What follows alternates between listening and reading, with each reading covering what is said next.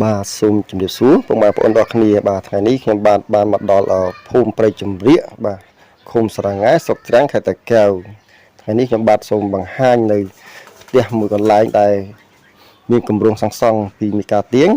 ក៏ដូចជាគម្រោងសាងសង់ផ្សេងៗផងដែរកាលពីម្សិលមិញបាទគឺខ្ញុំបាននៅភូមិព្រៃទប់បាទ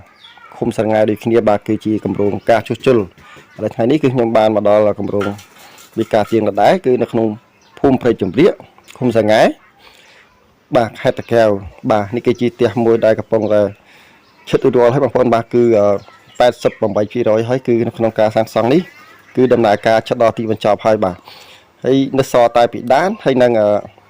ការ៉ូទេបងប្អូនបាទគឺថ្នាំខាងក្នុងបន្តិចឥឡូវនេះគឺកំពុងតែធ្វើការបាទមានយ៉ាងមែនតើនៅក្នុងការបាទ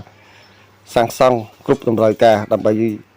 ធ្វើឲ្យផ្ទះបាទគឺមានភាពស្អាតបាទចំណែកឯការ៉ូវិញខាងក្នុងបងប្អូនបាទគឺមានកម្ពស់បាទ1ម៉ែត្រពីទឹកបងប្អូនបាទទាំងបាតទាំងការ៉ូទាំងជាងបងប្អូនបាទហើយចំណែកឯតម្លៃវិញបាទគឺដាក់ក្នុងការសាងសង់គឺ$15,000បាទ$15,000បាទហើយមួយចុះរៀងហាប់ប៉េះតែម្ដងបាទក្បាច់ក្បូរគឺស្អាតនិយាយពីជាងវិញបងប្អូនបាទគឺមានទឹកដៃគ្រប់គ្នាបាទគ្រប់ជំនាញតែម្ដងបើសិនជាពុកម៉ែបងប្អូនមានចំណាប់អារម្មណ៍តាក់ទងមកបានបាទឥឡូវនេះគឺក្រុមសាងសង់មីកាទៀងយើងបាទគឺកំពុងតែធ្វើការបាទទទួលបន្តហើយបាទព្រោះគម្រោងនេះឈិតបាត់ហើយបងប្អូនណាបាទអញ្ចឹងបើសិនពុកម៉ែបងប្អូនមានចំណាប់អារម្មណ៍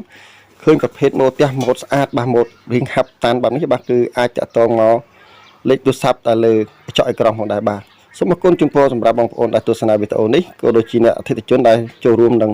បាទតាមដំណើរការសាងសង់អរគុណជំរាបលា